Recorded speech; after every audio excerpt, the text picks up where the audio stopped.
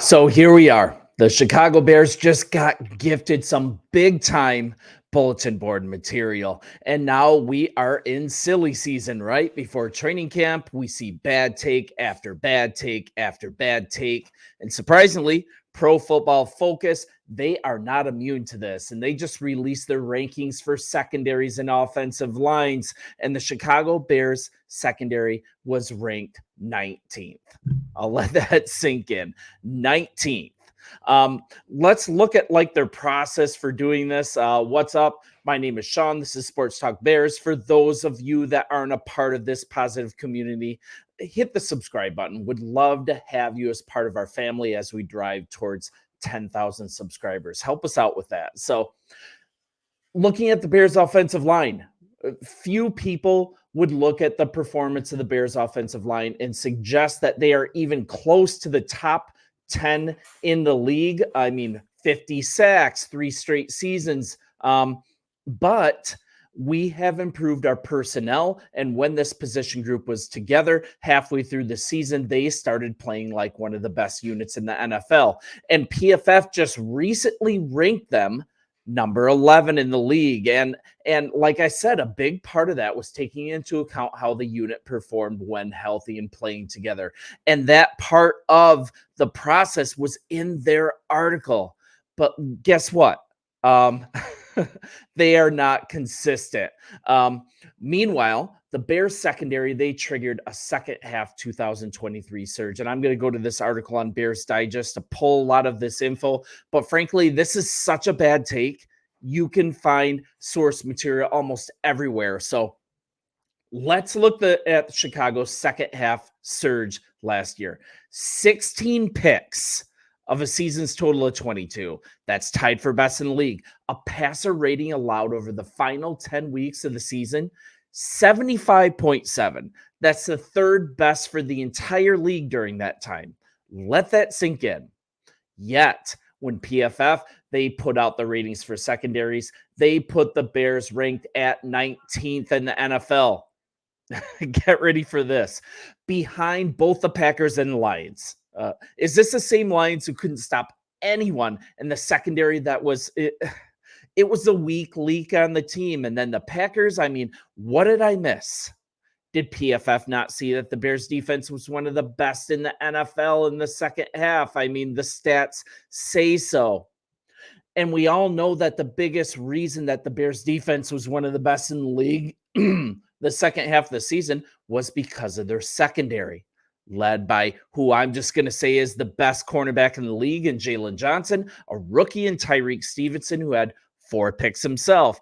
And he absolutely dominated a game on his own against the Cardinals. And you guys check out that story. I mean, this is such a bad take. And even a guy who was dinged up, Kyler Gordon, he started balling out. And I normally wouldn't focus on a bad take by any site, but PFF just has so much pull, even in league circles. And if you look back in the Bears' only liability in coverage, I'd say that was Eddie Jackson. He was replaced with one of the best safeties in the league. PFF even acknowledged this in Kevin Byard. He's just a ball hawk and a 2-time Pro Bowler. One would assume something. They'd assume that the Bears secondary on top of this, with them doing a significant upgrade, signing 2-time All-Pro Byard, given that the rest of the young secondary gained another year of experience in the NFL, I would say even top 5 is a bad ranking. But then you look at Tyreek Stevenson, one of the Bears' better defenders on the whole team at the end of his rookie season. He could be absolutely lethal this year. And I was a little worried that this unit was going to, rest on their laurels. We're going to read all the articles. We're going to believe in themselves being elite and kind of come in flat or overconfident. But I want to thank PFF. Thank you for the bulletin board material. I'm sure this number 19, it's going to be displayed prominently all over the locker room, and I think it's going to be a big help. And this certainly won't go unnoticed at Hellas Hall. That's where the defense, especially defensive backs, they have a habit of thriving on disrespect. And throughout the offseason work, there was expressed certainty that the entire secondary would be starting at the high point this season. And if we hear it from Brisker, it's exciting because you look at every position group and we're talented, we're great everywhere. All we've got to do is just really put it together. And what I absolutely love too, to refute this, it's such a ridiculous take. Jim Miller and Pat Curran on Sirius XM moving the chains. This is what they had to say. This is a really good secondary, and they're only going to get better.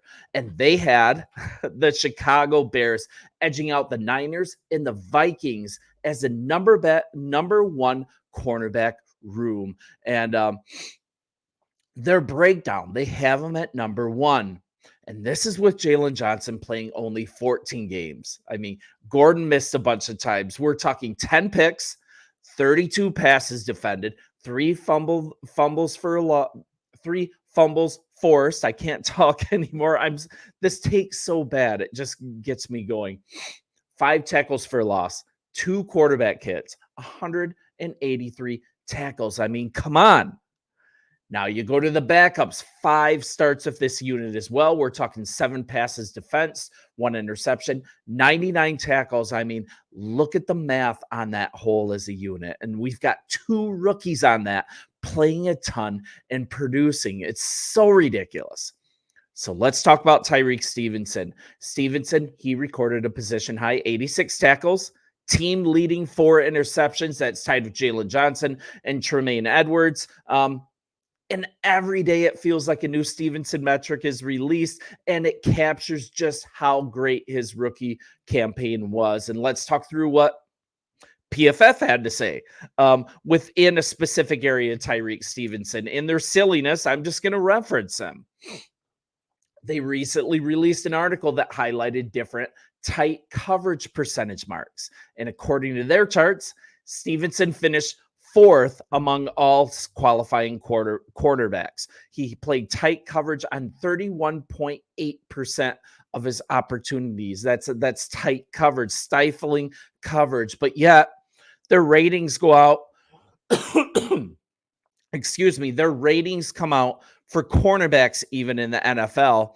And Tyreek Stevenson isn't even in the top 32. It's just kind of a ridiculous job by PFF on these cornerbacks. I'm just going to leave that right there.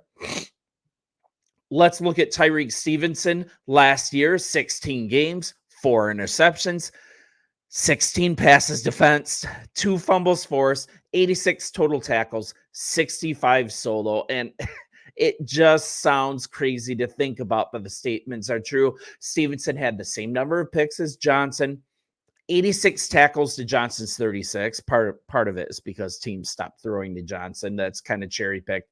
But Johnson was better in coverage, but Stevenson, you can look at that he played like more of a complete player.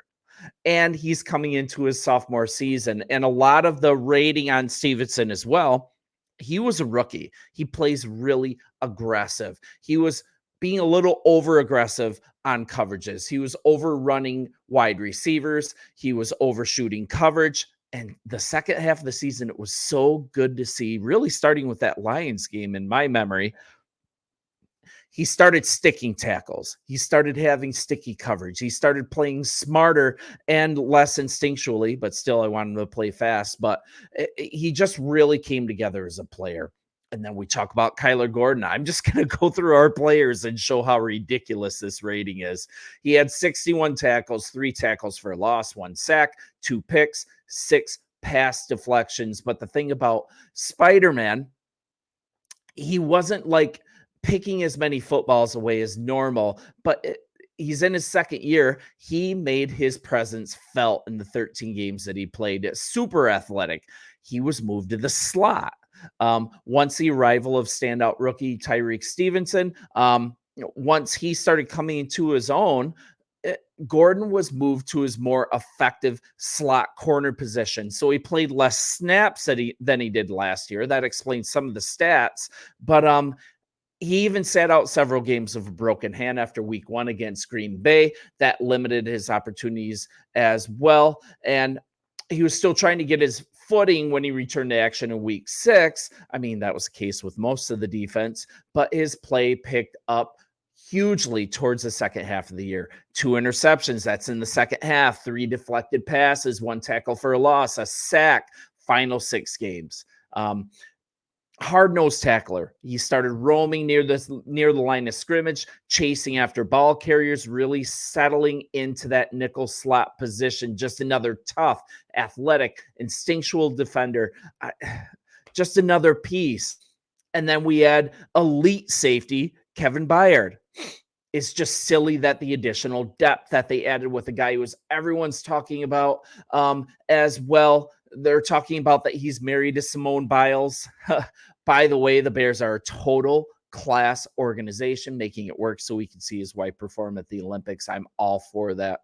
Love this front office. But we're talking about Jonathan Owens. This guy is a bench piece.